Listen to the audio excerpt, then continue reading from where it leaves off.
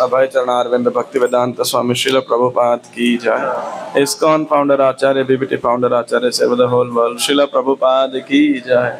जय ओम विष्णुपाद परमहंस परिव्राजकाचार्य अष्टोत्तरशत श्री श्रीमद् भक्ति सिद्धांत सरस्वती ठाकुर श्री प्रभुपाद गोस्वामी महाराज की जय। नामाचार्य श्री हरिदास ठाकुर की जय। प्रेम से कहो श्री कृष्ण चैतन्य प्रभु नित्यानंद श्री अद्वैत गदाधर श्रीवासादि गौर भक्तवृंद की जय। श्री श्री राधा कृष्ण गोप गोपीनाथ श्याम कुंड राधा कुंड गिरि गोवर्धन की जय। श्री जगन्नाथ द्वारकापुरी धाम की जय। मथुरा वृंदावन धाम की जय। नवद्वीप मायापुर धाम की जय। गंगा माई की जय। यमुना माई की जय। वृंद देवी तुलसी महारानी की जय। श्री श्री राधा राधिका रमन की जय। श्री श्री कृष्ण बलराम की जय। जगन्नाथ बलदेव सुभद्रा महारानी की जय। श्री श्री गौर निताई की जय। श्रील प्रभुपाद ट्रांसलेंडल बुक डिस्ट्रीब्यूशन की जय। श्री पांडव निर्जल एकादशी की जय। गौर प्रेमानंदे हरे हरे बोल। ऑल ग्लोरी से मल्टी हरे कृष्णा। ऑल ग्लोरी से मल्टी हरे कृष्णा। ऑल ग्लोरी से मल्टी Hare Krishna. All glories all glories all glories Shri Guru Shri Guru all glories Shri Prabhupada. ओम ज्ञानतिमिरान्धस्य ज्ञानाञ्जन शलाकया चक्षुरुन्मीलितं येन तस्मै श्रीगुरवे नमः। श्रीचैतन्यमनोभीष्टं स्थापितं येन भूतले स्वयं रूपः कदा मह्यं ददाति स्वपदान्तिकं। वन्देऽहं श्रीगुरोः श्रीयुतपदकमलं श्रीगुरून् वैष्णवांश्च श्रीरूपं साग्रजातं सहगणा रघुनाथान्वितं तं सजीवं साद्वैतं सावधूतं परिजनसहितं कृष्णचैतन्यदेवं श्रीराधा कृष्ण पदान् सहगणा ललिता श्रीविशाखान्वितांश्च। हे कृष्ण करुणा सिन्धु दीनबन्धो जगत्पते गोपेश गोपिका कान्त श्रीराधा कान्त नमोस्तुते। तप्त कांचन गौरांगी राधे वृंदावनेश्वरी वृषभानुसुते देवी प्रणमामि हरिप्रिये। कल्पतरुभ्यश्च कृपा सिन्धुभ्य एव च पतितानां पावनेभ्यो वैष्णवेभ्यो नमो नमः। जय श्री कृष्ण चैतन्य प्रभु नित्यानंद श्री अद्वैत गदाधर श्रीवासादि गौर भक्तवृंद। हरे कृष्णा कृष्णा कृष्णा हरे हरे हरे राम राम राम हरे हरे। नमः ओम विष्णुपादाय प्रेष्ठाय भूतले श्रीमते भक्ति वेदांत स्वामिन् इति नामिने। नमस्ते सारस्वते देवे गौरवाणी प्रचारिणे निर्विशेष शून्यवादी पाश्चात्य देशतारिणे।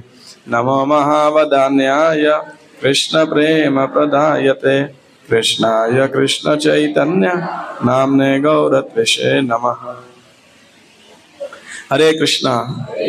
पीछे तक आवाज आ रही है मेरी क्लियर? क्योंकि अभी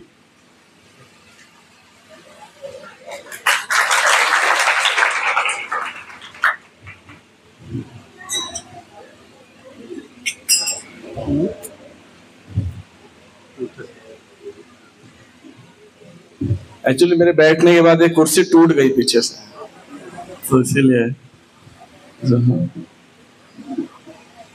क्योंकि इस समय वैसे तो आप सब बहुत उत्साहित हैं, लेकिन फिर भी शायद बोलने की सुनने की इंद्रियां शिथिल पड़ती जा रही होंगी। इंद्रियों की शक्ति अभी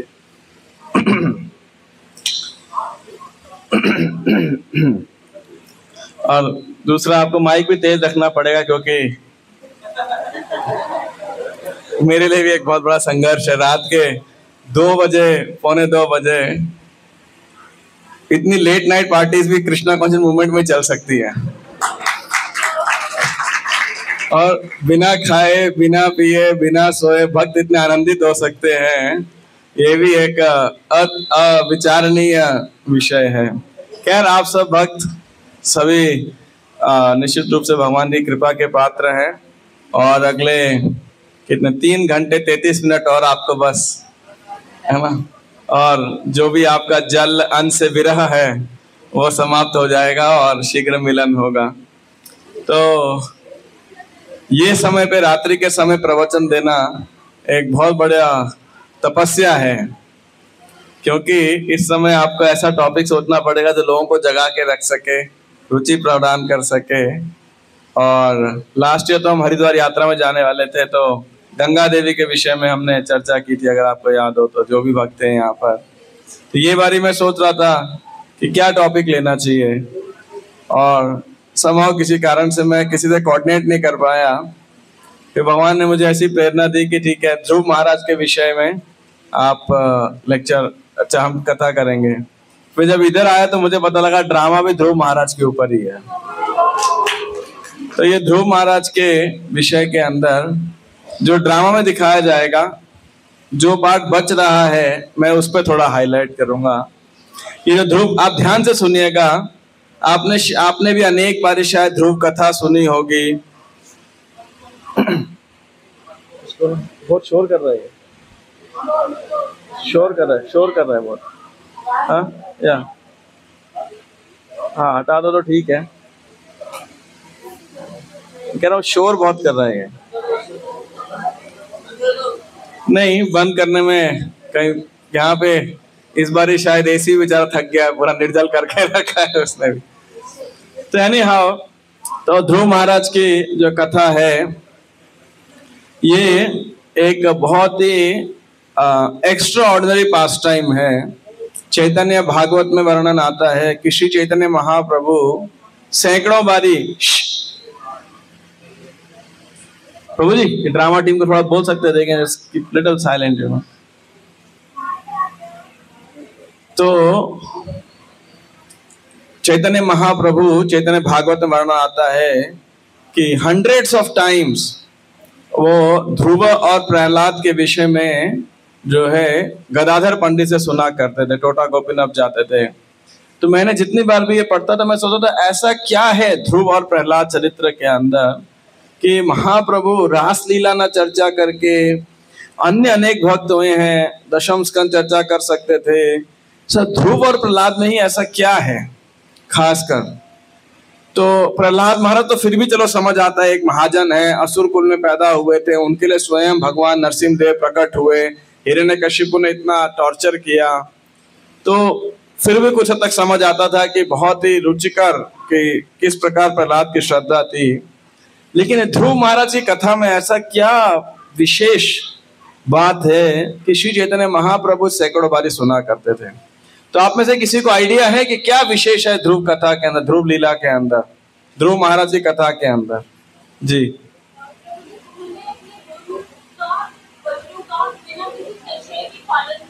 ओके, माता जी कह रही है कि उन्होंने अपने गुरु के वचनों का पालन किया था।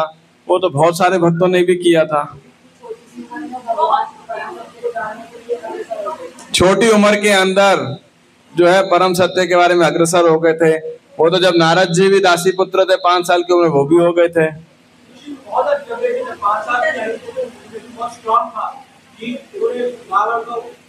कहने 5 साल की उम्र में उनकी दृढ़ता बड़ी, उनका बड़े दृढ़ निश्चय वाले थे। तो वो तो नारद जी भी थे, जब नारद जी दासी पुत्र थे वो भी थे। जी प्रभु, ध्रुव का अपमान किया गया था। अपमान तो पांडवों का भी किया गया था, द्रौपदी का भी किया गया था। ठीक है, प्रभु जी कह रहे हैं कि भौतिक इच्छा से वो भगवान के पास गए थे, लेकिन पूरी तरह शुद्ध हो गए। आप क्लोज हो। जी प्रभु जी, भगवान ने स्वयं उन्हें, भगवान ने ज्ञान तो अर्जुन को दिया था, ध्रुव को कहाँ पे ज्ञान दिया था? ध्रुव को तो शंख छुआ था उन्होंने। और कोई? ध्रुव को कोई नॉलेज नहीं थी, ध्रुव को नॉलेज नहीं थी। नॉट ऐसा नहीं है, ध्रुव प्रभुपाद जी तात्पर्य में तो ऐसा वर्णन तो नहीं है। Dhruv was grateful to her mother, या वो अंत में लिखा आता है। और यस, भगवान ने ध्रुव लोक दे दिया था लास्ट। माता जी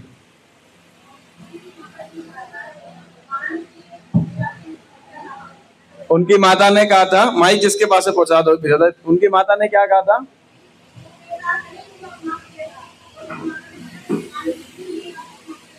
अच्छा, उनकी माता ने, तो ठीक है, मैं ध्रुव महाराज के विषय में जो इस पूरे प्रसंग को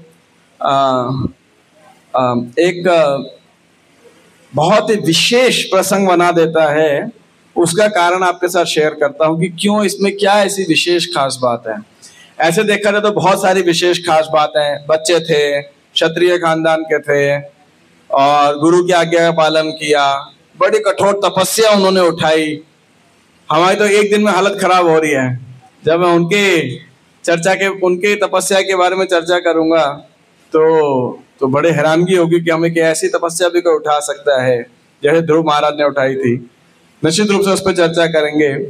लेकिन ध्रुव के विषय में जो खास बात थी कि ध्रुव महाराज पूरी तरीके से भौतिक इच्छा से भगवान को प्राप्त करने के लिए गए थे। मतलब उनको एक तरीके देखा जाए भगवान नहीं चाहिए थे, उन्हें क्या चाहिए थे? भगवान से अपनी भौतिक इच्छाएं चाहिए थी। और क्या क्या भौतिक इच्छाएं थी उनकी पहली भौतिक इच्छा थी कि उन्हें अपने उत्तानपाद स्वयंभू मनु ब्रह्मा जी परदादा से भी बड़ा साम्राज्य चाहिए था। आप बताओ, बहुत बड़ी भौतिक इच्छा है कि नहीं? उसके बाद में दूसरी भौतिक इच्छा क्या थी उनके हृदय में? उनके मन में अपनी माता सुरुचि, जो सौतेली माता थी, उनके प्रति रिवेंज, बदले की भावना थी कि उन्होंने मेरा अपमान किया था। तो ये भावना भी उनके अंदर थी, एक नेगेटिव भावना थी उनके अंदर। तो भगवान, लेकिन उन्होंने एक और तपस्या की, तो वो मैं संक्षेप में आपके पास आऊंगा अभी कि कैसे उन्होंने तपस्या की। अपमानित हुए और अपमानित होने के बाद में वो जंगल में गए, तपस्या की, भगवान को प्राप्त किए। भगवान ने उनको आशीर्वाद दिया। भगवान ने उन्हें, आप उसको 4 आशीर्वाद कह सकते हो या 3 आशीर्वाद कह सकते हो। तो मैं कथा के समापन से स्टार्ट कर रहा हूं। क्या क्या आशीर्वाद दिया? भगवान ने उन्हें पहला आशीर्वाद दिया कि हे ध्रुव, तुम्हें क्या प्राप्त होगा? तुम कहाँ रहोगे? ध्रुव लोक के ऊपर रहोगे, या ध्रुव तारा। प्रभुपाद जी कहते हैं कि ध्रुव तारा पहले भी एग्जिस्ट करता था, लेकिन उसके कोई प्रिजाइडिंग डीटी नहीं थे, अधिष्ठाता देव नहीं थे, और वो एक प्रकार का वैकुंठ लोक ही है, प्रलय पे भी समाप्त नहीं होता, यानी एक शाश्वत लोक है। यानी ब्रह्मा जी से भी बड़ा वो क्या है? लोक है। न नाक पृष्ठम न चपारमेष्ठ्यम न सार्वभौमम न रसाधिपत्यम। तो वृत्रासुर प्रार्थना करते हैं न नाक पृष्ठम, ध्रुव तारे से भी मुझे वो भी नहीं चाहिए बेसिकली। तो ये ध्रुव महाराज को भगवान ने पहला वरदान दिया। मैं आपसे ये क्विज में पूछूंगा एंड में, पारण से पहले आपसे ये प्रश्न पूछा जाएगा, ठीक है ना? फिर आपको फास्ट ब्रेकिंग के लिए प्रसाद दिया जाएगा। पूरी कथा में आप सो सकते हो, लेकिन ये 3 वरदान याद रख सकते हो, ठीक है? उसके बाद वरदान के बाद आपको अगर थकान है, नींद है, लेटना चाहते हो, आप सबके लिए अलाउड हो। तैयार हो सब? तो पहला वरदान क्या है कि आपको ध्रुव लोक में शाश्वत वास प्राप्त होगा। और ध्रुव लोक भौतिक जगत का में ही, लेकिन वैकुंठ लोक है एक, यानी भौतिक जगत के नियमों से प्रभावित नहीं होता है। दूसरा क्या आशीर्वाद दिया भगवान ने उन्हें? दूसरा आशीर्वाद दिया कि तुम्हारा जो सौतेला भाई उत्तम है, उसकी मृत्यु हो जाएगी, जल्दी मृत्यु हो जाएगी, समय से पहले, जो है टाइम से पहले उसकी मृत्यु हो जाएगी। क्योंकि जब पुत्र की मृत्यु होगी तो क्या होगा भाई? माता को दुख पहुंचेगा, है ना? ओ सॉरी, ये तीसरा था। दूसरा भगवान ने उन्हें आशीर्वाद दिया कि आप 36,000 साल तक अपने पिता के राज्य में, यानी जो स्वयंभू नहीं, उत्तानपाद का जो राज्य था, आप 36,000 साल तक उस पे शासन करोगे और आपकी इंद्रियों की शक्तियां कभी क्षीण नहीं होंगी। मतलब आप बिल्कुल, मतलब अपार भौतिक वैभव आपको इस जगत में भी प्राप्त होगा। दूसरा क्या वरदान मिला उन्हें? 36,000 साल तक इस पृथ्वी पर शासन, ठीक है? और तीसरा वरदान दिया कि जो तुम्हारा सौतेला भाई है उत्तम, उसकी मृत्यु हो जाएगी। और क्या होगा फिर? उसके दुख में जो उसकी सगी माता है सुरुचि है, तुम्हारी सौतेली माता है, वो पागल जैसी हो जाएगी और उसकी भी मृत्यु हो जाएगी। क्यों मृत्यु हो जाएगी? क्योंकि ध्रुव के मन में उनके प्रति बदला लेने की भावना थी, है ना। तो ये तीनों भौतिक इच्छाएं हैं या आध्यात्मिक इच्छाएं हैं? तीनों भौतिक इच्छाएं हैं और भगवान ने तीनों पूर्ण करी। लेकिन ध्रुव को बहुत पश्चाताप हो रहा था और भगवान भी जानते थे कि ध्रुव को बड़ा पश्चाताप है, इसलिए भगवान ने चौथा क्या वरदान दिया? उन्होंने बोला, हे ध्रुव आप डरो मत। किस लिए मत डरो? कि भौतिक जगत में रहने के बाद भी तुम्हारे बदले की जो प्रतिशोध की भावना थी वो भी पूर्ण हो जाएगी, तुम्हें ध्रुव लोक भी प्राप्त हो जाएगा, लेकिन तुम सदैव मेरा स्मरण करोगे। क्योंकि ध्रुव को यह चिंता थी कि कहीं मैं भौतिक आकर्षण में फंस के भगवान का स्मरण तो नहीं भूल जाऊंगा। आप बोलोगे इसमें क्या खास बात थी? इसमें बड़ी खास बात यह है कि जनरली भगवान भक्तों को भौतिक सुख देते हैं या नहीं देते हैं? देते हैं नहीं देते हैं? कितने लोग कहते हो देते हैं? हे भगवान, कितने आप कहते हो भगवान भौतिक सुख नहीं देते हैं? भगवान भौतिक सुख क्यों देंगे अपने भक्तों को? भाई आप बताओ, भगवान क्या चाहते हैं कि आप फंस जाओ इस जगत के अंदर?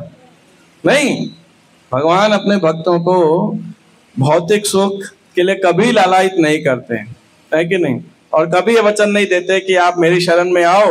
और क्या भगवान क्या वचन देते हैं? मैं तुम्हारी सब पापों से मुक्त कर दूंगा। कभी ये कहते हैं कि खूब धन दूंगा और वैभव दूंगा, है ना? ऐसा नहीं है। हालांकि भगवान अपने भक्त के भौतिक जीवन का पूरा ख्याल रखते हैं, लेकिन उसके भौतिक इच्छाओं को कई भगवान पूर्ण नहीं करते हैं, खासकर उन भौतिक इच्छाओं को जो उसकी भक्ति के जीवन के प्रतिकूल होंगी। लेकिन ये एक ऐसा विशेष एपिसोड है जहां पे ध्रुव की भौतिक इच्छाएं भगवान ने अक्षरशः पूर्ण करी। जबकि ध्रुव शुद्ध हो चुके थे, वे नहीं चाहते थे इन तीनों में से कोई भी इच्छा को। चौथी इच्छा अवश्य चाहते थे कि वह भगवान की भक्ति में सदैव लगे रहें। और भगवान ने उन्हें यह आश्वासन दिया कि चाहे आप इस भौतिक प्रलोभनों के बीच में रहोगे, भौतिक वैभव ऐश्वर्यों के बीच में रहोगे, लेकिन फिर भी आप सदैव मेरा स्मरण कर पाओगे। ये बड़ी खास बात है। अच्छा, अब इसमें और भी क्या खास बात है? खास बात यह थी, ध्रुव किस लिए भगवान के पास आए थे? इन भौतिक इच्छाओं के लिए। क्या उनकी इच्छा थी कि भगवान मैं आपका भजन करूं, आपकी सेवा करूं? नहीं।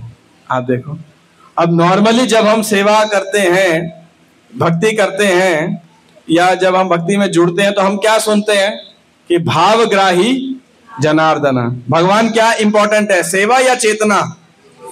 सेवा इंपॉर्टेंट है या सेवा के पीछे चेतना इंपॉर्टेंट है? कितने लोग कहते हो सेवा इंपॉर्टेंट है? कितने लोग कहते हो सेवा के पीछे चेतना इंपॉर्टेंट है ना? ज्यादातर लोग ये सोचते हैं। अब ध्रुव की चेतना क्या थी यहाँ पर? पूरी तरह से भौतिक। लेकिन परिणाम क्या प्राप्त हुआ उन्हें? अगर आप रूप गोस्वामी की परिभाषा में जाएंगे, अन्याभिलाषिता शून्यम ज्ञान कर्मादि अनावृतम आनुकूल्येन कृष्णानुशीलनम भक्तिरोत्तमा, तो निश्चित रूप से ये तो ध्रुव इस परिमाण पर नहीं प्राप्त होते। लेकिन ये इस बात की खास बात है कि यहाँ पे भगवान ने अपने नॉर्मल स्वभाव के विपरीत कार्य किया। क्या एक्सेप्शनल कार्य था? भगवान ने यहाँ चेतना को ना देखते हुए किसको ग्रहण किया? ध्रुव की एक्शंस को, ध्रुव की सेवा को, ध्रुव की तपस्या को नोट किया। और नोट करने के बाद उन्हें क्या प्रदान किया? उन्हें शुद्ध भक्ति प्रदान करी, है कि नहीं? तो नॉर्मली आप शुद्ध भक्ति के लिए प्रयास करोगे तो भगवान भौतिक ऐश्वर्य आपका लेकर के, भौतिक प्रलोभन लेकर के आपको शुद्ध भक्ति प्रदान करेंगे। लेकिन यहाँ भौतिक प्रलोभन के लिए किसी ने भक्ति करी, उसको भगवान ने शुद्ध भक्ति प्राप्त की। यानी इन जनरल भगवान ने अपना रेगुलर नियम भी यहाँ पे तोड़ दिया, इन जनरल। और ये एक बड़ी विशेष बात है, ये एक बहुत खास बात है। जब आप ध्रुव चरित्र को पढ़ेंगे और सुनेंगे डिटेल के अंदर, खासकर प्रभुपाद जी के तात्पर्यों से, तो आप इस लीला को बहुत रिलीज कर पाएंगे। तो मैं संक्षेप में, drama team I have a fan and then and that on Nirjala Ekadashi, it's not that easy. So मैं कह रहा था कि तो ध्रुव महाराज क्षत्रिय खानदान में पैदा हुए थे और क्षत्रियों का खून था उनके अंदर। अब मैं इस लीला के अंदर आपको 2-3 और ऐसे एंगल चर्चा करने वाला हूं जो नॉर्मली पढ़ते पढ़ते भी शायद सुनते सुनते भी वो नेग्लेक्ट हो सकते हैं। तो ध्रुव छोटे बच्चे थे, अपने उनके पिता का नाम क्या था? क्या नाम था उनके पिता का नाम? उत्तानपाद। उत्तानपाद की 2 रानियां थी, क्या नाम था उनका?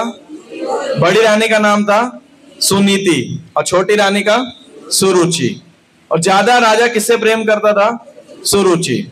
उसे नाम ही कर सकते सुरुचि, जिसमें राजा की ज्यादा रुचि थी सुरुचि, और सुनीति जो अच्छा नीति प्रदान की जिसने उसे ध्रुव को। तो ये ध्रुव छोटा बच्चा था, तो अपने जब देखा उसका भाई उत्तम राजा की गोद में बैठा है, वो भी जाके बैठने लगा। लेकिन ये जो सुरुचि रानी थी, इसने ध्रुव को धक्का देके गोद से हटा दिया और उसको बड़े कड़े वचन बोले। उन्होंने क्या बोला कि अगर तुम्हें राजा की गोद में बैठना है तो तुम्हें क्या करना पड़ेगा? तुम नहीं बैठ सकते क्योंकि तुमने मेरे गर्भ से जन्म नहीं लिया है। अभी तुम मेरे गर्भ से जन्म लोगे तब तुम राजा की गोद में बैठ सकते हो। मतलब अभी जाओ आत्महत्या कर लो, फिर दोबारा मेरी गर्भ से जन्म लो, फिर राजा की गोद में बैठना।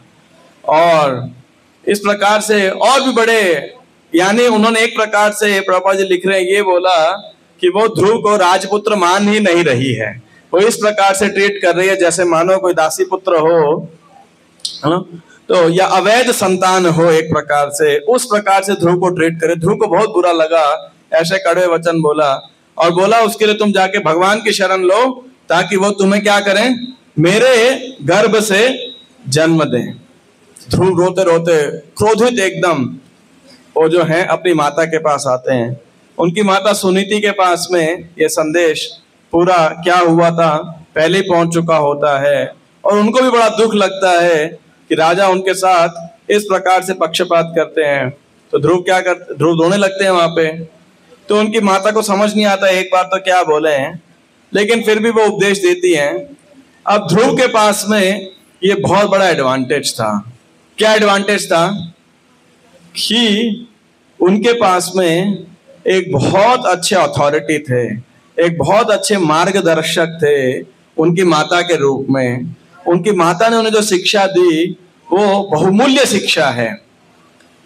उनकी माता ने बोला कि हे ध्रुव, मैं तो क्या कर सकती हूं, तुम मेरे पास आए भी हो, रो रहे हो, मैं तुमसे स्नेह भी रखती हूं, लेकिन मैं तुम्हारी मदद नहीं कर सकती।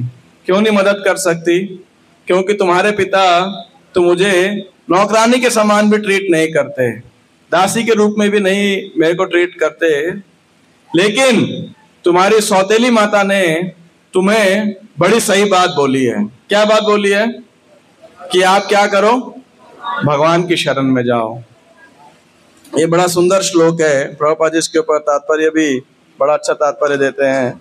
ये 4थे अध्याय का, 4थे स्कंद का 8वें अध्याय का 22वां श्लोक है ये। तमेव वत्साश्रय भृत्य वत्सलम मुमुक्षुभिर्मृग्य पदाब्ज पद्धतिम अनन्य भावे निज धर्म भाविते मनस्यवस्थाप्य भजस्व पुरुषम। तो कहती हैं कि हे ध्रुव, पहली बात तो कि जिसने तुम्हें दुख प्रदान किया है ना, उसके प्रति आप क्या मत करो, उसका मतलब अहित, उसका बुराई मत सोचो कि उसका बुरा हो जाए। जैसे कोई हमारे साथ बुरा करता है तो हमारे मन से क्या निकलता है? उसके लिए बद्दुआ निकलती है, श्राप निकलते है, हाय निकलती है कि हाँ उसने मेरे साथ बुरा किया, अब उसके साथ क्या हो, इससे भी ज्यादा बुरा हो। तो सुनीति उन्हें शिक्षा देती है कि नहीं ध्रुव, आपने बुरा करने वालों का बुरा नहीं सोचना चाहिए। क्यों? क्योंकि जो ऐसे बुरा सोचता है ना, वही वास्तविकता में और अधिक क्या होता है? दुखी होता है। दूसरों के दुख के बारे में नहीं सोचना चाहिए। और फिर कहते हैं कि हे वत्स, हे पुत्र, आपको क्या करना चाहिए? भगवान की शरण ग्रहण करनी चाहिए। क्यों करनी चाहिए? क्योंकि वे भक्तों पर अत्यंत दयालु हैं। भृत्य वत्सलम, प्रभुपाद जी और अन्य आचार्यगण इसके बारे में कहते हैं कि ध्रुव की माँ ध्रुव को कह रही है कि हे ध्रुव, मेरे जैसे एक माता तुम्हें कितना स्नेह दे सकती है? बहुत कम। लेकिन जो भगवान का स्नेह है, भगवान का प्रेम है, भगवान का वात्सल्य अपने भक्तों के प्रति, वो कैसा है? करोड़ों माताओं के समान है ना? तो करोड़ों माताओं के समान उनका स्नेह है, तो आप उनकी शरण में जाओ। प्रभुपाद जी कहते हैं, सुनीति ने शिक्षा दी। और कैसे शरण में जाओ? आप किसका पालन करो? भक्ति योग के द्वारा भगवान की शरण ग्रहण करो। आप देखो, सुनीति इतनी बढ़िया शिक्षा दी उन्होंने। प्रभुपाद जी कह रहे हैं, पहले तो बोला भगवान की शरण ग्रहण करो, आगे क्या बोला? भक्ति योग का पालन करो। क्यों? क्योंकि वो जानते थे 5 वर्ष का बालक भी भक्ति कर सकता है। प्रभुपाद जी आगे भी लिख रहे हैं कि कर्म कांड नहीं कर सकते हो। एक 5 वर्ष का बालक क्या कर्म कांड करेगा? लेकिन भक्ति योग में का पालन कर सकता है, और भक्ति योग के द्वारा क्या प्राप्त कर सकता है? सिद्धि प्रदान कर सकता, सिद्धि प्राप्त कर सकता है, सर्वश्रेष्ठ सिद्धि, परफेक्शन, पूर्णता प्राप्त कर सकता है। इनफैक्ट भक्ति योग इतनी महान है कि भक्ति योग के अंदर कोई जरूरत नहीं है कि आपके पास मनुष्य योनि हो, आप बूढ़े हो, बच्चे हो, स्त्री हो, सन्यासी हो, वैरागी हो। नहीं, आप देखिए गर्भ में कौन भक्त बना? कोई एक्सटेम्पोर फास्ट एकदम। गर्भ में कौन भक्त बना था? प्रहलाद। बचपन में ध्रुव, और जवानी में अम्बरीश।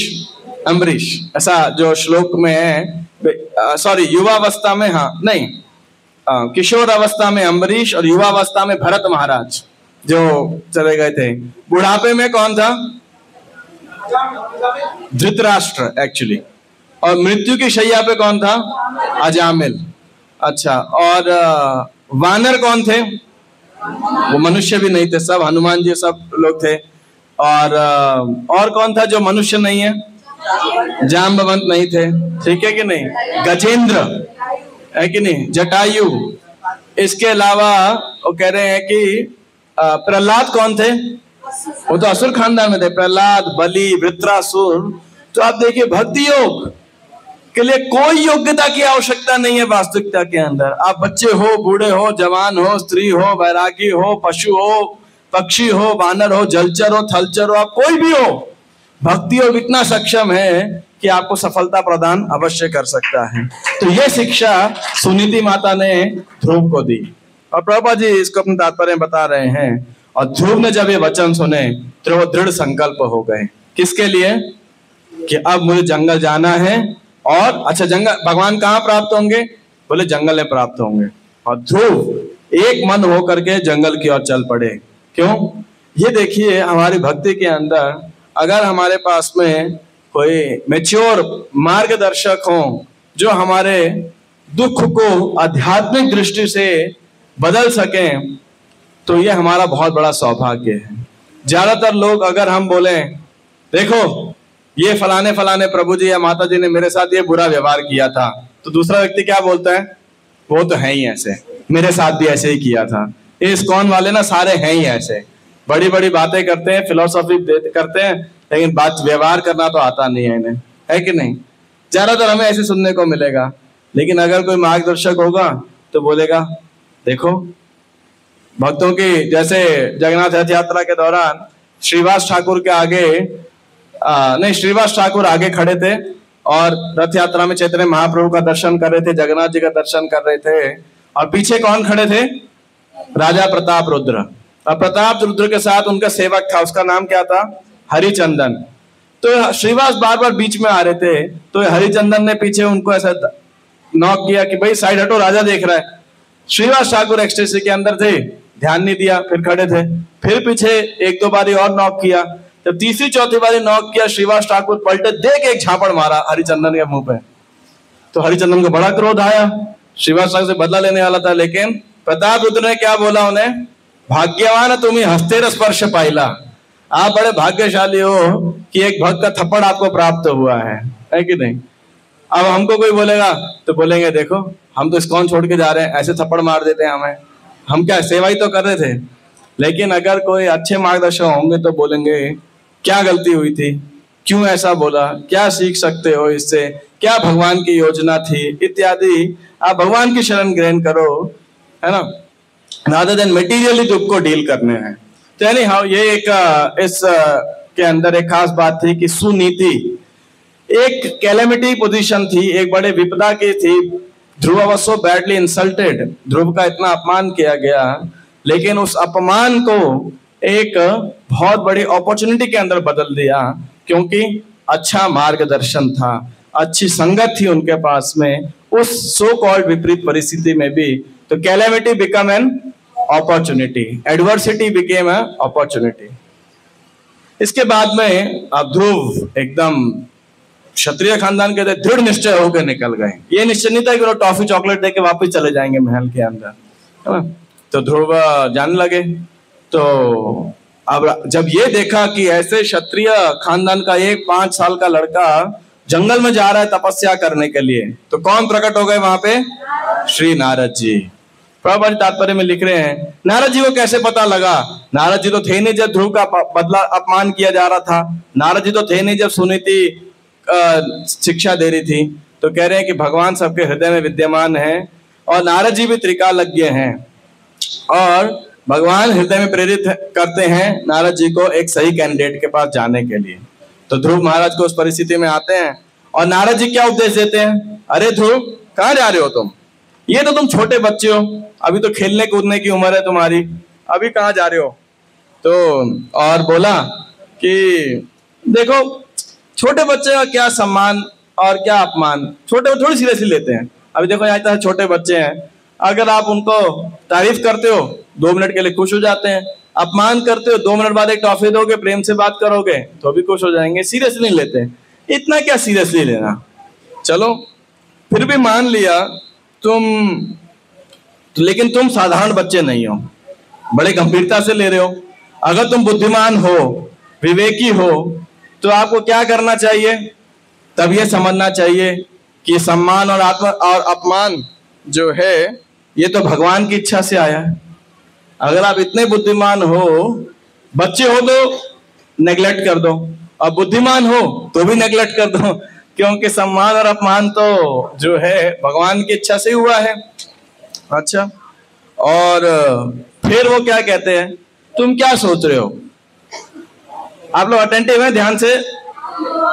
तो कह रहे हैं, ध्रुव को कहते हैं नारद जी, तुम क्या सोच रहे हो कि जिस रास्ते पे तुम निकले हो अपने माता के कहने पे भगवान को प्राप्त करना बड़ा आसान सा रास्ता है, यहाँ से पंजाबी बाग मंदिर का रास्ता है, बस पैदल चलते जाओ। नहीं, बड़ा मुश्किल रास्ता है, और इतना मुश्किल है अनेक अनेक जन्मों तक अनेक अनेक साधु ऋषि सब समाधि में रख के योगी जन प्रयास करते रहते हैं, फिर भी उनको सफलता प्राप्त नहीं होती। तो तुम क्या सोच रहे हो? तुम तो छोटे से बच्चे हो, तुम्हें कहां से प्राप्त हो जाएगी? घर जाओ, और जब बड़े हो जाओगे तो ईश्वर की कृपा से फिर तुम करना ये कार्य को पूरा करना, है ना।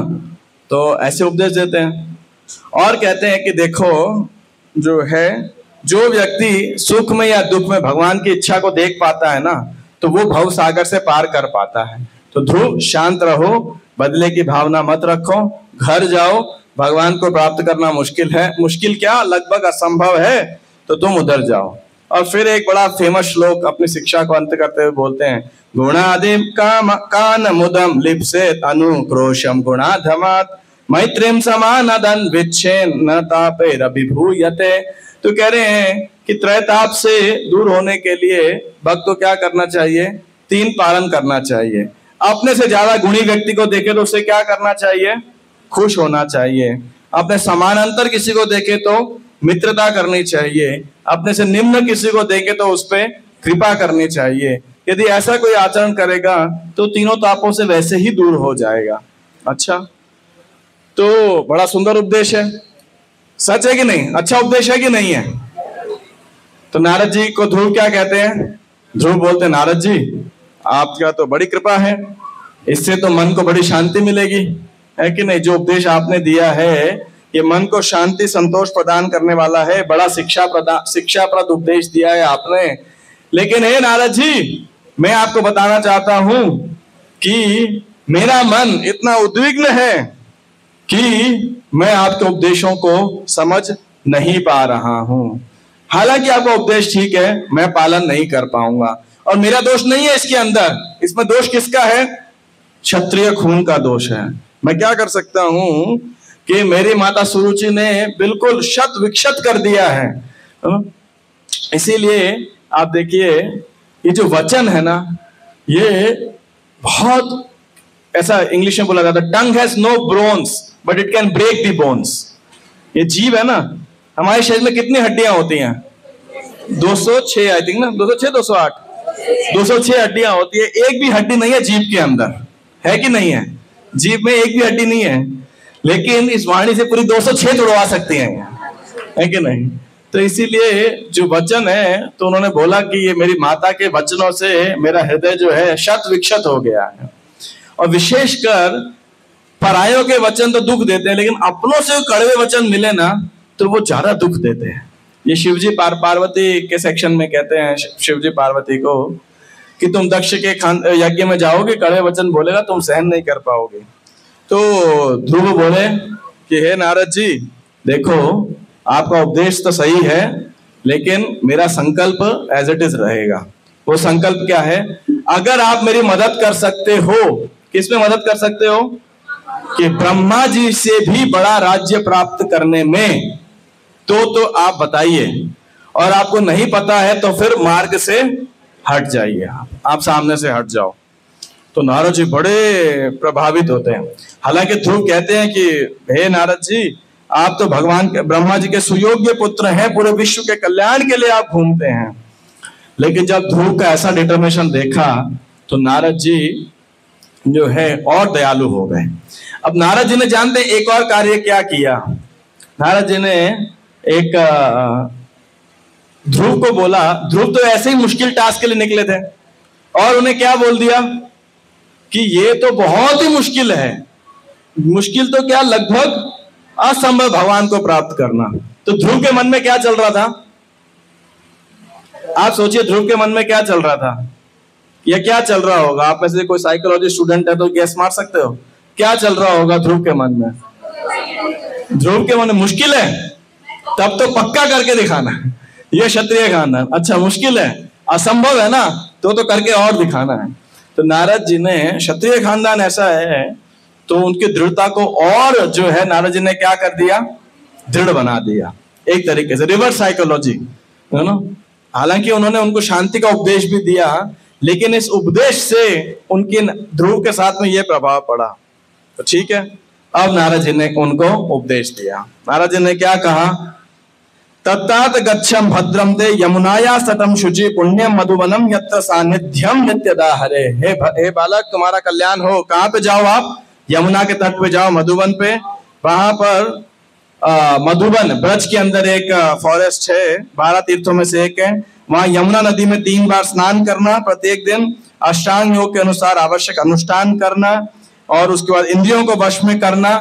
और भगवान ने कहा मिट्टी की एक मूर्ति बनाना भगवान की, और भगवान के रूप का वर्णन किया। बहुत सुंदर रूप का वर्णन नारद जी ने किया, किस प्रकार भगवान का रूप है। और उनको बोला कि आप क्या करो, मैं आपको एक मंत्र देता हूं, इस मंत्र का आप जाप करो। जपश्च परमो गुह्यम श्रूयताम में नृपात्मज। हे राजपुत्र, आप इस मंत्र का जाप करो। क्या मंत्र था वो? ओम नमो भगवते वासुदेवाय। तो उस समय और बोला कि आप देश काल पात्र के अनुसार उनकी सेवा करना, पुष्प अर्पित करना, फल अर्पित करना, शुद्ध जल अर्पित करना, दुर्वा घास अर्पित करना इत्यादि। तुलसी दल हो तो वो अर्पित कीजिएगा। और पूरा चैंटिंग, मेडिटेशन और डीटी वर्शिप, तीनों की शिक्षा नारद जी यहाँ पे देते हैं।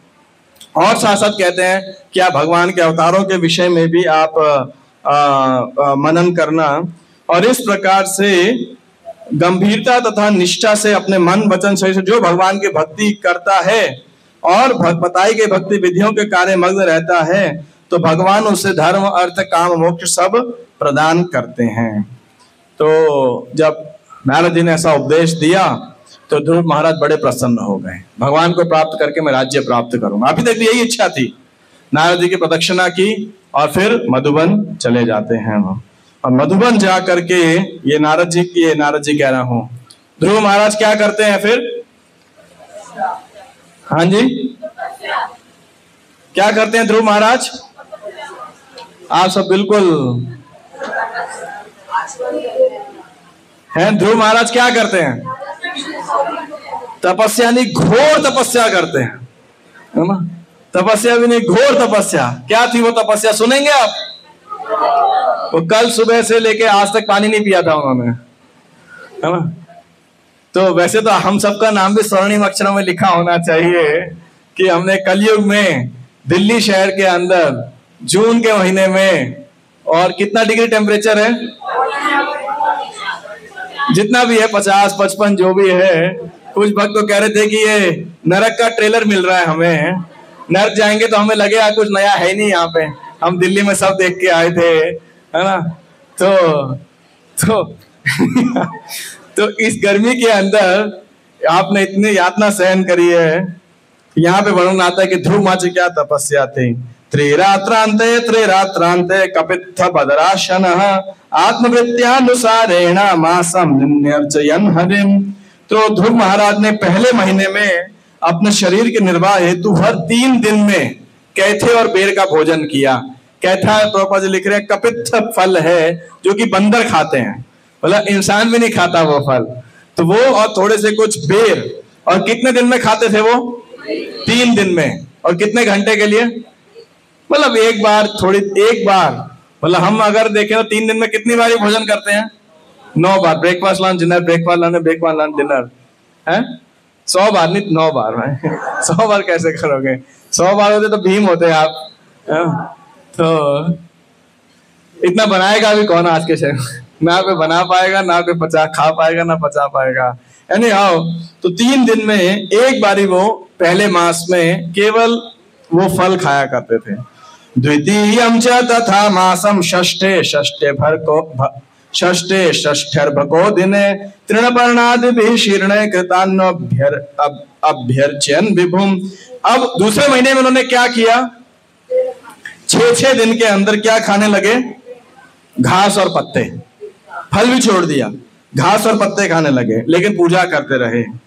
तृतीयं चानयन् मासम नवमे हनि अवभक्ष उत्तम श्लोकम उपाधावत् समाधिना। तीसरे दिन में जानते हैं क्या? तीसरे महीने में क्या किया उन्होंने? पानी। कितने टाइम में? 9 दिन में एक बार जल। आप सोचिए, है ना? केवल जल पीते पूर्ण समाधि में। चौथे महीने में क्या किया उन्होंने? केवल हवा, और वो भी कब? 12 दिनों में, है ना? जो आप में से योगासन जानते होंगे तो कुंभक, पूरक, रेचक, ये सब आप विधि जानते होंगे सांस लेने की। तो 12वें दिन एक बार सांस लिया करते थे और बाकी सांस कंट्रोल करके रहते थे। और 5वें महीने में तो ऐसा हो गया कि प्रैक्टिकली सिद्धि प्राप्त कर ली कि वो अविचलित, बिल्कुल ठूंठ की तरह एकदम खड़े हुए थे वहां पर, एक पैर पर खड़े रहने में समर्थ थे। आप सोचिए, अब हम आपको बोले, आप में से कितने लोगों को लगता है कि 16 माला करना मुश्किल है? कितने लोगों ने तो 16 माला करना मुश्किल है? सच बोलिए। अच्छा, अब आपको बोले कि भगवान को प्रसन्न करने के लिए आपको एक पैर पे खड़े होकर तपस्या करनी है। अच्छा, कितनी देर कर लोगे आप? आप बताइए क्या आसान है, 16 माला या तपस्या? 16 आसान है ना? तो अगली बारी 16 माला जिसको बोझ लगे ध्रुव महाराज तपस्या को याद कर लीजिएगा कि बहुत सस्ता सौदा मिला है हमको, बहुत विशेष कृपा है। और इस प्रकार उन्होंने पूरी तरह से अपने मन को और इंद्रियों को केंद्रित कर लिया था। जब ऐसा किया तो तीनों लोकों में हाहाकार मच गया, देवताओं को अंदर घुटन होने लग गई। क्यों? भगवान स्वयं ध्रुव के अंदर केंद्रित हो चुके थे, पूरी तरीके से स्थित हो चुके थे। तो सारे देवता भगवान के पास जाते हैं, बोलते हैं हमारा दम घुटे जा रहा है। तो देवता भगवान कहते हैं ये सब किसके कारण है? उत्तानपाद के पुत्र ध्रुव की तपस्या के कारण है। मैं शीघ्र ही उनके पास जाता हूं और उन्हें दर्शन देता हूं। और तब भगवान के कौन से रूप ध्रुव के पास प्रकट होते हैं? भगवान के कौन से अवतार का नाम क्या था जो ध्रुव के सामने प्रकट होते हैं? कृष्णी गर्भ। सनातन गोस्वामी कहते हैं कृष्णी गर्भ, जो कृष्णी और सुतपा के पुत्र थे। क्या नाम है भगवान का? कृष्णी गर्भ। ये सहस्त्र शीर्षा, है ना? तो नारायण रूप थे, चतुर्भुज रूप है हालांकि, लेकिन इनके सैकड़ों सिर थे। तो सनातन गोस्वामी कह रहे हैं कि वे कृष्ण गर्भ अवतार भगवान के सामने प्रकट होते हैं।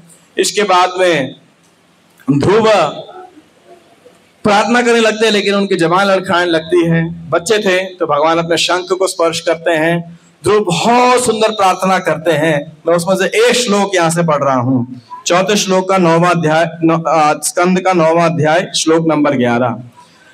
भक्तिर्मयि मुहुः प्रभतां त्वयि मे प्रसंगो भूयादनंत महताम अमलाशयानां येनांजसोल्बणमुरु व्यसनं भवाब्दिं निश्ये भवत गुणकथामृतपानमत्तः। वो कह रहे हैं कि हे भगवान, आप मुझे आशीर्वाद दें ताकि मैं भगवान के आपके भक्तों की संगति कर सकूं। आपके भक्त उस प्रकार प्रेमा भक्ति में लगे रहते हैं जिस प्रकार नदी की तरंगे लगातार बहते रहते हैं। तो मैं और भक्ति योग से मैं संसार रूपी भव सागर को पार कर पाऊंगा, और मैं जानता हूं ये मेरे लिए सरल होगा। क्यों पान मत्तः, मैं आपकी दिव्य गुणों लीलाओं को सुनने के लिए पागल हो रहा हूं। तो इस प्रकार ध्रुव भगवान से बहुत सुंदर प्रार्थनाएं करते हैं, बहुत ही फिलोसॉफिकल और हार्ट टू हार्ट प्रार्थनाएं करते हैं। भगवान बड़े प्रसन्न होते हैं और ध्रुव को क्या क्या वरदान देते हैं? आपको याद है आपका पारण प्रसादम? क्या क्या आशीर्वाद देते हैं? पहला ध्रुवलोक, दूसरा 36,000 साल तक राज्य, तीसरा सौतेले भाई और माता की मृत्यु, और चौथा भगवान का स्मरण, भगवान का शाश्वत धाम, बेसिकली कि भगवान का सदैव वो स्मरण करेंगे। और ये सब बोलने के बाद भगवान क्या करते हैं? उन्हीं के सामने गरुड़ जी पे बैठ के चले जाते हैं अपने धाम की ओर। और ध्रुव महाराज सुखी होते हैं, दुखी होते हैं, खुश होते हैं, नाराज होते हैं? बहुत दुखी होते हैं, बड़ा पश्चाताप कर रहे होते हैं। हालांकि भगवान का दर्शन प्राप्त कर लिया उन्होंने, भगवान का आशीर्वाद प्राप्त कर लिया, लेकिन जब भगवान सामने भी थे तो वो बहुत डरे हुए थे, और भगवान के जाने के बाद भी बहुत दुखी थे। तो विदुर जी ये प्रश्न पूछते हैं मैत्रेय जी से कि हे मैत्रेय मुनि, विदुर जी भक्ति में सफलता प्राप्त करने के बाद, भगवान के दर्शन प्राप्त करने के बाद भी दुखी क्यों थे, क्यों पश्चाताप कर रहे थे?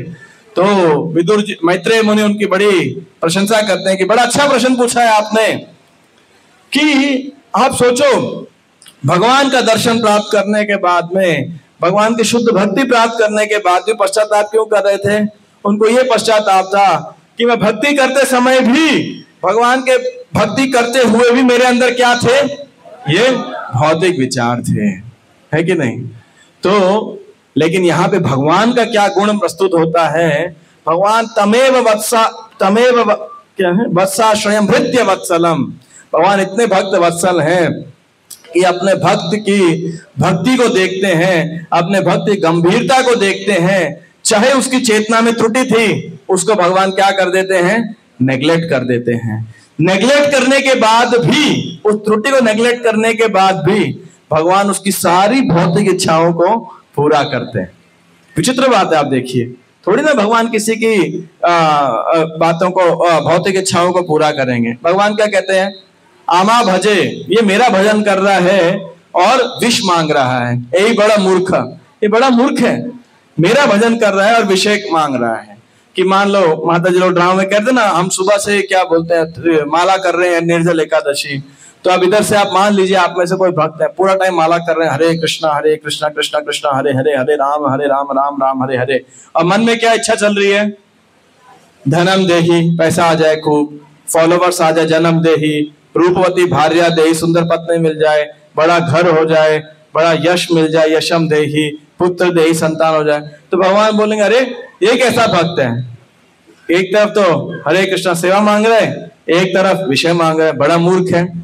ठीक है, आमी मूर्ख, यही मूर्ख आमी विज्ञ विषय के न दिवा, ये मूर्ख है ना, मैं थोड़ी ना मूर्ख हूं, तो मैं तो बुद्धिमान हूं, है ना? तो क्या करूंगा मैं इसे? स्वचरणामृत दिया विषय भुलाइया, मैं इसे क्या प्रदान करूंगा? अपने चरणों का अमृत प्रदान करूंगा। जब अमृत प्रदान करूंगा तो क्या होगा? ये सारे विषय सुख भूल जाएगा, है कि नहीं? कि कोई मुझे कर रहा है, भजन कर रहा है और उसके बाद विषय मांग रहा है, बड़ा मूर्ख व्यक्ति है ये तो। ठीक है, ये मूर्ख है ना, मैं तो नहीं हूं। तो इसीलिए ये भगवान यहाँ गारंटी दे रहे हैं कि मान लीजिए कोई अनजाने में भी रजोगुण तमोगुण से प्रेरित होकर के भी गंभीरता से भगवान की भक्ति को ग्रहण करता है, भक्ति के गुरु के संरक्षण में रह करके नियमों का पालन करता है, तो क्या होता है, उसकी चेतना क्या हो जाती है, शुद्ध हो जाती है। और ध्रुव महाराज इसके साक्षात स्वरूप हैं। प्रहलाद की तरह नहीं, जो ऑलरेडी शुद्ध भक्ति का पालन कर रहे थे। ये सारे भौतिक कंटेमिनेशन होते हुए भी इनके अंदर, लेकिन भक्ति की विधियों का इन्होंने पालन किया तो इन्हें सफलता प्राप्त हुई, इनका हृदय शुद्ध हो गया। और इसीलिए हरि भक्ति सुधोदय के अंदर बहुत सारे आचार्यों ने इस ध्रुव प्रार्थनाओं के ऊपर जो है, और विशेषकर ध्रुव के पश्चात आपके ऊपर टीका लिखा है। प्रभुपाद जी अपने दाता में लिख रहे हैं, all the stalwart commentators have elaborately commented on Dhruva's lamentation, खासकर ध्रुव के प्रायश्चित के ऊपर सभी हिंदी में तात्पर्य में लिखा है। धुरंधर जो है दार्शनिकों ने, टीकाकारों ने टीका लिखी है। क्या टीका लिखा है? हरिभक्ति सुधोदय में प्रार्थना कर रहे हैं, स्थान अभिलाषी तपसे स्थितो हम त्वं प्राप्तवान देव मुनीन्द्र गुह्यम काचम विचिन्वनपि दिव्य रत्नम स्वामिन कृतार्थो अस्मि वरम न याचे। वो कह रहे हैं कि हे भगवान, स्थान अभिलाषी तपस्वी स्थितो हम, मैं तो कहाँ राज्य के पीछे भाग रहा था, आपके दर्शन का अभिलाषा था। स्थान अभिलाषी तपस्वी स्थितो हम, इसलिए तपस्या में स्थित था। त्वं प्राप्तवान देव मुनीन्द्र गुह्यम, मैंने तो आपको प्राप्त कर लिया जो देवताओं के लिए, मुनियों के लिए भी प्राप्त करना जिनके लिए दुष्कर है। काचम विचिन्वन अपि दिव्य रत्नम, आप तो वो दिव्य रत्न है, और ये भौतिक सुख किसके समान है? टूटे हुए कांच के टुकड़े के समान है। हे भगवान, स्वामिन कृतार्थ अस्मि, मैं बहुत कृतार्थ हूँ, संतुष्ट हूँ, धन्य हूँ, मुझे और कुछ नहीं चाहिए। तो इस ध्रुव लीला से हमें अनेक शिक्षाएं प्राप्त होती हैं, लेकिन जो इसकी विशेष बात है वो क्या है कि आप रजोगुण और तमोगुण से प्रेरित होकर के भी यदि कोई अकामः सर्व कामो वा मोक्ष काम उदारदे तीव्रेण भक्ति योगेन यजेत पुरुषम परम, कि यदि कोई सारी इच्छाओं से अकामः, उसके अंदर कोई इच्छा नहीं है, या सारी इच्छाएं हैं, मोक्षकामी हैं, लेकिन यदि तीव्रता से भगवान की भक्ति में लगता है तो क्या होता है? यजेत पुरुषम परम, उसे भगवान की भक्ति में लगना चाहिए, अंततो गत्वा उसका हृदय शुद्ध हो जाएगा। तो इसीलिए प्रैक्टिकली हम देखें, मान लीजिए हमारा हृदय शुद्ध नहीं है, आप में से कितने भक्तों का हृदय शुद्ध है? किसी का नहीं है। कितनों का अशुद्ध है? चलो अच्छा, जगह तो है सारे कम से कम, इससे ये पता लग गया। हाँ, तो ऑफ कोर्स हमारी कुछ शुद्ध भावना भी होगी, कुछ अशुद्ध मिश्रित भावनाएं भी होंगी, तो भी हमें क्या करना चाहिए? तीव्रेण भक्ति योगेन, तीव्रता से भगवान की भक्ति में लगना चाहिए। और भक्ति की जो क्रियाएं हैं ये बहुत शक्तिशाली हैं हमारे हृदय को शुद्धिकरण करने के लिए।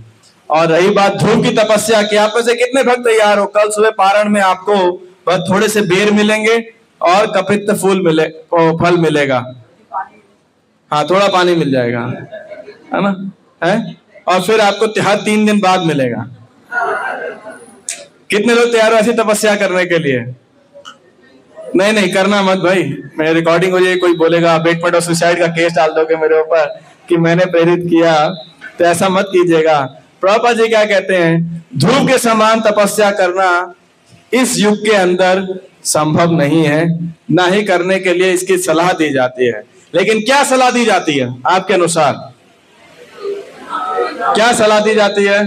प्रभुपाद जी कह रहे हैं 16 माला डेली। मेरा एक लड़का था कॉलेज के अंदर, मैं उसे फॉलो करता था, तो उससे बोला कितनी माला करते हो? बोला 16। प्रभु जी जब आए हमारे प्रीचर तो उन्होंने बोला 16 माला करता हूं। मेरे को बहुत डाउट आया, तो बाद में मैंने पूछा कब माला करते हो? बोला प्रभु 16 राउंड्स इन अ वीक। मैं एक हफ्ते में 16 माला कंप्लीट करता हूं, तो नहीं, डेली 16 राउंड्स मिनिमम। दूसरा प्रभुपाद जी क्या कहते हैं? 4 नियमों का सख्ती से पालन। मैंने नासिक के अंदर स्थूल और सूक्ष्म दोनों प्रकार से रेगुलेटरी प्रिंसिपल को डिफाइन किया था। तो दोनों प्रकार से हमें स्थूल रूप से और सूक्ष्म रूप से 4 नियमों का गंभीरता से पालन करना चाहिए। और तीसरा प्रभुपाद जी कहते हैं गुरु की आज्ञाओं का दृढ़ता से पालन करना चाहिए। ये करेंगे तो सफलता निश्चित रूप से हमें प्राप्त होगी। ये चैतन्य महाप्रभु की विशेष कृपा है कि कलयुग के अंदर हमें बड़ा सरल और मनोरंजक साधन प्राप्त हुआ है। श्री ध्रुव महाराज की। तो इसीलिए आपके पास अब 3 घंटे से भी कम बचे हैं, खुशखबरी आपको देना चाह रहे हैं, है ना। तो आप जब ये व्रत का पालन करो तो क्या करोगे आप पालन करते समय? आप ध्रुव महाराज का भी करो, लेकिन मेरी सबसे सलाह है आप सबसे पहले अपने इस यज्ञ को, इस तपस्या को भगवान को अर्पित करो। भगवान कहते हैं यत् करोषि यदश्नासि यत् जुहोषि ददासि यत् तपस्यसि कौन्तेय तत् कुरुष्व मदर्पणम्। कि ठीक है, आपने बहुत तपस्या उठाई, एक्शन किया, इतना सेवा किया, माला किया, आप भगवान का धन्यवाद दो, प्रभुपाद जी का धन्यवाद दो, आपकी कृपा से कर पाए, हमारा बड़ा सौभाग्य है इस व्रत का पालन कर पाए। ये मत सोचिएगा हाँ 5:23 हो गए, अब तो चाहे हम जितना मर्जी पानी पी सकते हैं, जितना मर्जी खा सकते हैं, जितनी मर्जी इंद्र तृप्ति कर सकते हैं। अब आएगी निर्जल एकादशी जून 2025 के अंदर, तब तक छुट्टी मिली हमें, है ना। तो ये क्या होगा, रजोगुण, सतोगुण या तमोगुण? यह तमोगुण। और रजोगुण क्या होगा? जब आप सोचोगे हाँ मैंने देखो कर लिया निर्जल एकादशी, सफलता प्राप्त कर ली, एक और व्रत, एक और साल, मैंने सफलता प्राप्त कर ली। नहीं, कम सतोगुण या विशुद्ध सत्व के अंदर आप भगवान से ये प्रार्थना करो कि हे भगवान, आपकी कृपा से इस व्रत के अंदर जो भी त्रुटियां रही आप हमें रिवील कीजिए, ताकि हम श्रद्धा से, भक्ति से उन त्रुटियों को दूर कर सकें। हम हमारे अंदर त्रिनादपि सुनिचयन तरोपि सहिष्णुना अमानिना मानदेना कीर्तिना सदा हरि का पालन कर सकें। और ये आप कब कर सकते हो? 5:23 पे जब पारण की लाइन लगेगी तो आपका भाव क्या होना चाहिए? मी फर्स्ट, अहम पूर्वम नस्तम नस्तम इति प्रभो। जैसे जो असुर थे ना, अमृत के पीछे भाग रहे थे, मैं पहले नहीं। और इस बार तो आपके लिए खुशखबरी है, पहले तो हम सामने वाले पार्क के अंदर पारण करते थे, आज के टाइम में वो पार्क भी नहीं है हमारे पास में, तो जगह भी कम होगी बैठने के लिए। तो जो है डबल डेकर, या तो जैसे पानी हटी चढ़ाते फेस्टिवल में था ना, लोग नदी में जाके बैठ गए थे, तो ऐसी शायद मंदिर का गेट खोल के आपको जहां जगह मिले वहां पे जाना होगा। तो कहने का अर्थ है कि आप भगवान से प्रार्थना करते हुए नम्रता के साथ में हमें व्रत पालन करना चाहिए। हमारे कई भक्तों का अनुभव है, उन्होंने आज के दिन भगवान से जानते हैं क्या प्रार्थना करी कि हे भगवान, जैसे हम पांडव निर्जल एकादशी को निर्जल कर पाए, से सारी एकादशी निर्जल कर पाए। आप जानते से क्या परिणाम हुआ? एक भक्त ने मुझे 2 दिन पहले शेयर किया था मोबाइल पे, व्हाट्सएप ऑडियो टैग है, बोला मैंने पिछली बार ये व्रत लिया और पिछले साल में 2 बार को छोड़ के मेरी सारी एकादशी निर्जल हो पाई थी। हमारे यहाँ भी कई भक्त मौजूद हैं, हमारे मंदिर के भी कुछ भक्त हैं जो निर्जल करते हैं, जागरण करते हैं, रात में कीर्तन करते हैं और अपनी तपस्या को बढ़ाते हैं। तो आप भगवान से ये प्रार्थना कर सकते हो कि भगवान की कृपा से हमें ये शक्ति प्राप्त हो रही है। अन्यथा शायद किसी कोई सोचेगा भी नहीं इस गर्मी के अंदर इतना भूखा प्यासा कोई रह सकता है और खुश भी रह सकता है कि नहीं। तो आप सब भक्तों का बहुत बहुत धन्यवाद है कि आपकी भक्ति में रुचि है और आप भगवान की प्रसन्नता के लिए इस प्रकार के कठोर व्रत का पालन कर रहे हो। लेकिन साथ ही साथ हमारा प्रभुपाद जी ने क्या बोला, सबसे बड़ा व्रत क्या है हमारा? जन्म सार्थक करी और कर परोपकार, प्रचार ही सार है। तो आपका प्रयास होना चाहिए कि अगली निर्जल एकादशी तक आप किसी ना किसी को एक भक्त कम से कम और बनाओ, है कि नहीं, तब भगवान और प्रसन्न होंगे। ये हॉल छोटा बढ़ना चाहिए, ऐसे 3-4 हॉल हमें बुक करने पड़े, 3-4, ताकि भक्तों को भी टेंशन भी नहीं होगी कि अरे हमें समय कम दे रहे हो, हमारा समय काट रहे हो, है ना। फिर वो आराम से कोई ड्रामा, एक्सटेम्पोर, भजन जो भी करना है आप आराम से कर सकते हो, है कि नहीं। तो आप सब भक्तों से यही निवेदन है कि हम भक्ति में गंभीर हों और गंभीरता से नियमों का पालन करें और विशेषकर कृपा के आंदोलन को और अधिक बढ़ाएं। श्री पांडव निर्जल एकादशी महोत्सव की जय। और इस पांडव निर्जल एकादशी में धन्यवाद किसका करना चाहिए हमें?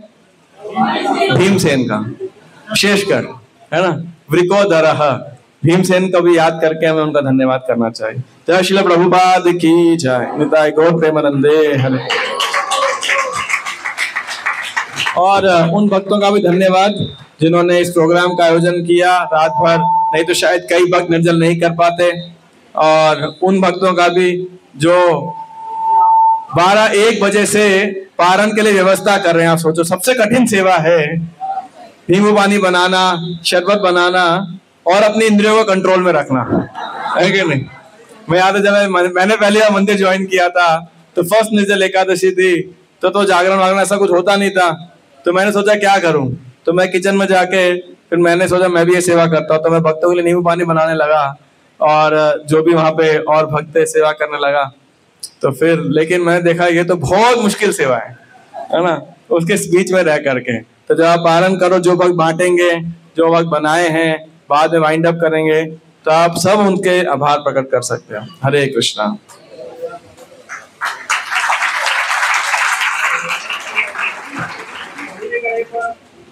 धन्यवाद करेंगे।